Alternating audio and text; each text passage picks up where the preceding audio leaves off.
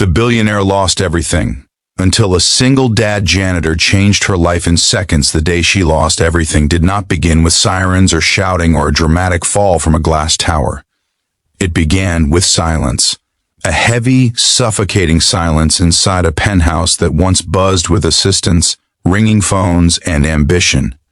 The billionaire woman who had ruled boardrooms and bent markets to her will stood alone in the middle of her living room, holding a court order in trembling hands, realizing that the empire she built over 25 relentless years had collapsed overnight.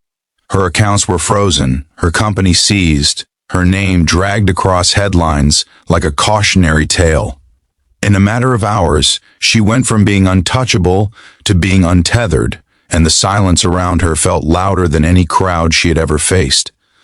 Before we continue, if you believe in kindness, second chances, and the power of unexpected moments to change lives forever, please take a second to like this video, share it with someone who needs hope, comment your thoughts, and subscribe to the channel. Your support helps stories like this reach hearts that need them most. Her fall was ruthless. A trusted partner had manipulated numbers, hidden debts, and when the truth surfaced, the world did not wait to ask who was innocent. Investors fled, friends vanished, and the same media that once praised her brilliance now dissected her mistakes with cruel fascination. Lawsuits piled up like waves crashing against a sinking ship. Within weeks, she sold the penthouse, the cars, the art, anything of value just to survive. The woman who once signed million-dollar checks without blinking now counted every bill with shaking fingers. Pride became a luxury she could no longer afford. Eventually, she moved into a modest, aging office building she still partially owned, not as an executive, but as someone hiding from the world. She avoided mirrors because she no longer recognized the woman staring back. Sleepless nights became routine, filled with replayed memories of decisions she wished she could undo. The loneliness was sharper than poverty. Losing money hurt, but losing identity felt unbearable. She had been someone important. Now she felt invisible. Every morning she arrived early to avoid people, slipping through side entrances, her shoulders hunched as if the weight of her past pressed physically on her back. She spent hours sorting through old files, hoping to salvage something, anything, from the wreckage of her life. Most days ended with nothing but exhaustion and shame. It was during one of these mornings, when the building was nearly empty, that she first noticed the janitor. He was a single father, though she did not know that yet. She only noticed his presence because he moved differently from others. There was no rush, no resentment in his work. He cleaned with quiet focus as if each task mattered. His clothes were worn, his shoes scuffed, but his posture carried a strange dignity. He brought his young daughter with him sometimes, sitting her at a corner desk with coloring books before school. The child's soft laughter echoed gently through the empty halls, a sound that felt out of place in a building heavy with loss. At first, the billionaire woman barely acknowledged him. She was too consumed by her own downfall to notice anyone else's struggles. But one morning, she arrived after another sleepless night, her hands shaking so badly she dropped a stack of files onto the floor. Papers scattered everywhere, years of work spilling out like a mockery of her former power. She froze, overwhelmed, her breath shallow, humiliation burning in her chest. Before she could gather herself, the janitor was already there, kneeling beside her, calmly helping pick up the papers. There was no judgment in his eyes, no recognition of who she used to be, just quiet presence. He organized the files carefully, as if they mattered, as if she mattered. That simple act, lasting only seconds, cracked something inside her that had been sealed shut since her fall. She tried to thank him but found her voice failing. He simply nodded and returned to his work. Yet the impact lingered. For the first time in months, she felt seen not as a scandal, not as a failure, but as a human being having a hard moment. It unsettled her in the best and worst way. Over the following weeks, she began noticing more.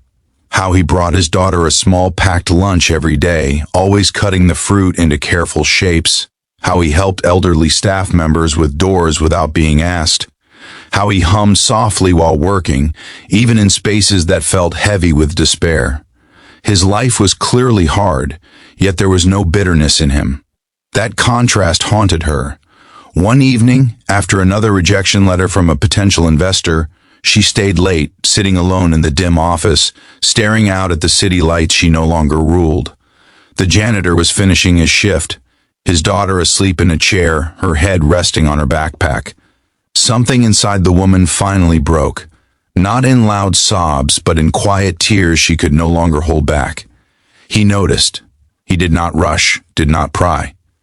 He simply placed a box of tissues on her desk before leaving, with a gentle nod. That was it. No speeches, no advice, just compassion.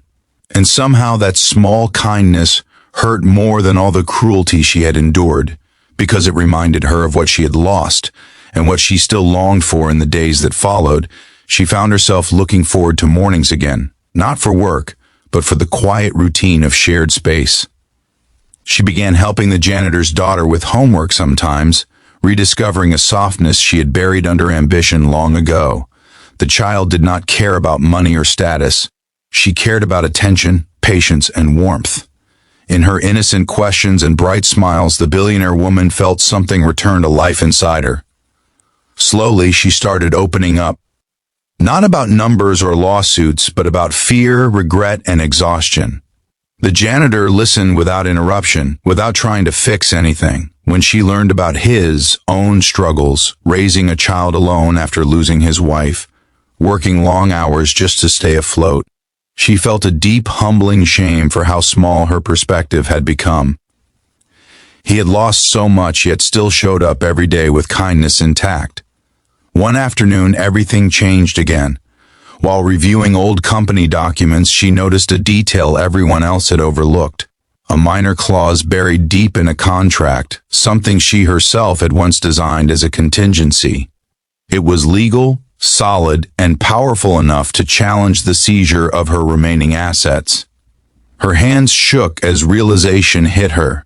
This was her chance. But she doubted herself. Fear whispered that she would fail again. She hesitated for days, paralyzed by the trauma of loss. It was the janitor, unknowingly, who pushed her forward. She overheard him encouraging his daughter after she failed a small test, reminding her that mistakes did not define her future. That moment struck her like lightning. If a child could be taught resilience with love, why couldn't she offer herself the same grace? She took the risk, filed the motion, fought back. It was not quick and it was not easy. But weeks later, the ruling came in her favor. Not everything was restored, but enough. Enough to breathe again, enough to rebuild something, smaller, wiser, rooted in values she once ignored. When she received the news, the first person she looked for was the janitor. She wanted to tell him that his quiet kindness had saved her in ways no money ever could, but he had already finished his shift. She left a letter instead, not filled with grand promises, but with gratitude and a job offer that went beyond cleaning. She offered partnership in rebuilding a new venture focused on ethical work, fair wages, and second chances. He accepted, not because of money, but because he believed in the vision. Together, they created something different, a company built on empathy, transparency, and humanity. It did not make headlines like her old empire, but it changed lives quietly, steadily, profoundly. Years later, when people asked her how she survived losing everything, she never spoke about legal strategies or financial rebounds. She spoke about a moment on a cold office floor, papers scattered, dignity bruised, when a single dad janitor knelt beside her and reminded her, without words, that worth is not measured in wealth, but in how we treat one another when no one is watching. If this story is touching your heart even a little, please pause and leave a comment right now sharing what part moved you the most. Your words matter more than you know. And as this story comes to an end, if it made you feel inspired, emotional, or reminded you to believe in kindness again, please like the video, share it with someone who needs hope, and subscribe to the channel.